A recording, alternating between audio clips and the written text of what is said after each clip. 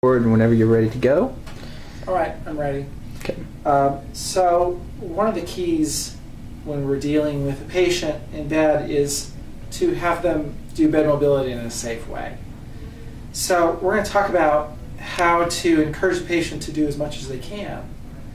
Sometimes with nursing staff, they just are really in a hurry to get people up and get them in a chair or get them to the bedside commode.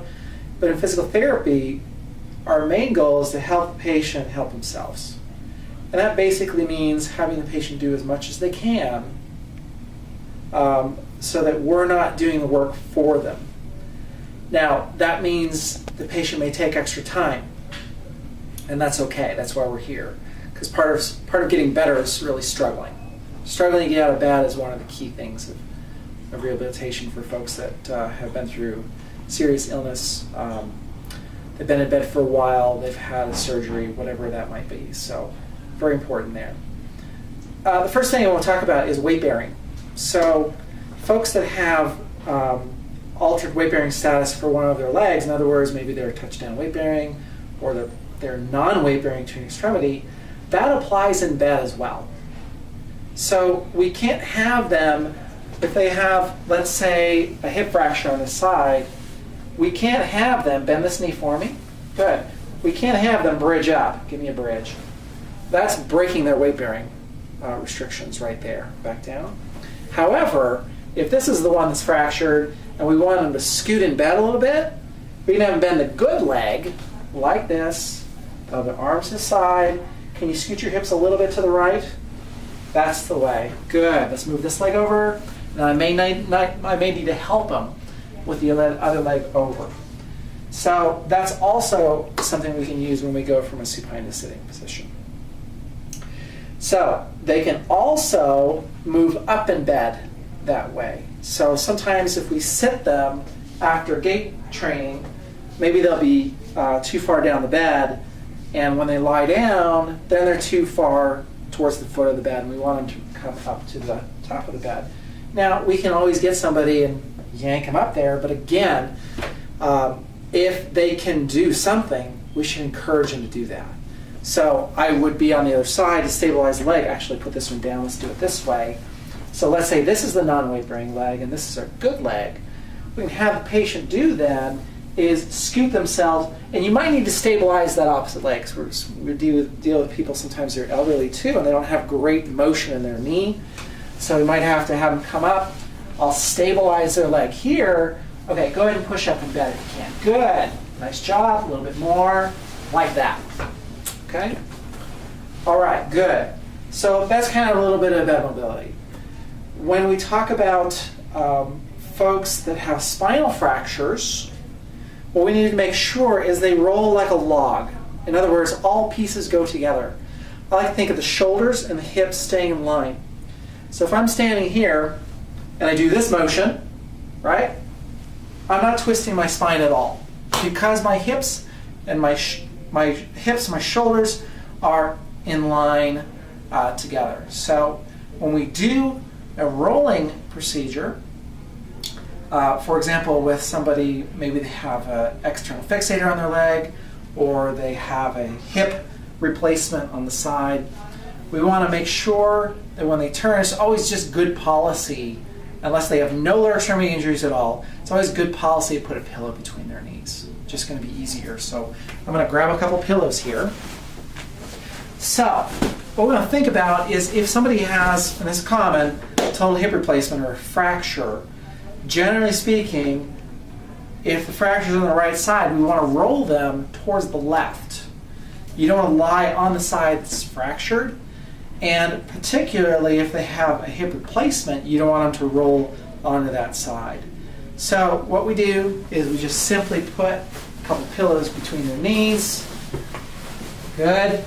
And that's great.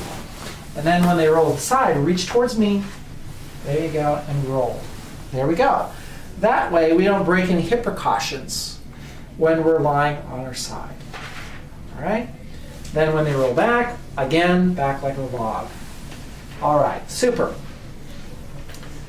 If people having a lumbar spine procedure, like they have a compression fracture or a thoracic spine fracture, or some issue where they had surgery to do fusion, they're not to rotate their spine at all. So we want to use this log roll to actually sit up in bed. So again, the way if it's a spinal fracture, it really doesn't matter which way you go as long as the lower extremities are not involved. Doesn't matter. I usually ask them, what side do you get out on at home? Because if they get out on the left side at home, it's going to be easier for them to translate that here in the hospital. So what we'll do is oftentimes we'll bend the side that is not the side that we're not rolling towards. We'll bend that side like so. Keep the pillow there, and then have them reach towards me, roll to the side, just like that. Now, if they need a TLSO, they're in a good position to put the TLSO brace on in this position. Then they roll back, and we don't have one here to show you, but then they roll back and we strap it up, and then we roll the side again. So once we're in this position, we have the patient scoot the legs off into this position, bend your knee, just like that, so the foot is just off the bed, like so, and then push up from the bed. We help them as they need to sit up. Good, nice job. So once they're in that sitting position, then we can progress to working on standing. Now I'm going to have Courtney lie down again on her back. Go ahead and lie down. We'll talk about how to get somebody up that has a lower extremity issue. So maybe she has a hip fracture, maybe she has a total hip replacement, maybe she has an external fixator on her leg, whatever it is. It's not critical which side you go to, but sometimes it's easier to go towards the strong side for a couple of reasons I'm going to show you. I think the primary reason is they have a hard time bending their leg a lot when they get up. So if we come to this side, this one's going to be off more, and this one will be a little bit more on edge and a little bit more supported once we get there. So let's look at how to do that. What we want to do is, if folks just can't get right up and they need some step-by-step instructions, what we want them to do is think about moving their shoulders away from the side they're transferring to, and then moving the hips towards. So Courtney, if you scoot your shoulders a little bit to the right, that's great. Now let's say this is her involved leg and she doesn't move it very well. I'll say, can you move this one towards me, please? Good. Now I'm going to help you with this one. I'm going to unload it, and I want you to pull it across best you can. Good. And relax. Now once we're in this position, I like to have people use like a bridging technique if they can. So we want to use the good leg, bend the leg, good. So what I want you to do, I'm just going to support this one. Just scoot your bottom over towards me a little bit. That's right, good. Do it again, over towards me. Fantastic. Now in this position, we can drop the good leg, and we still have this leg that's involved kind of supported. Now, it's important here that we don't pull the patient up as much as we can. Sometimes we have to. But the key we want to do is to have the patient push their elbows into the bed in order to facilitate coming up. Now, some people will already be partially up because most people in the hospital like to have their head a little bit elevated. It's okay. That's not such a bad thing. So what we're going to do is instruct our patient to push her elbows into the bed. That's right, like so. Keep your hands behind her. Good. And then scoot your bottom forward. And see, this is why it's helpful if we have an external fixator or somebody that has a lot of pain in that leg. Now this one I don't have to worry about, but this one I've got good control of. All right. So you're going to scoot forward further. Good. And then we can let this down slowly. And that's our position. All right. Good.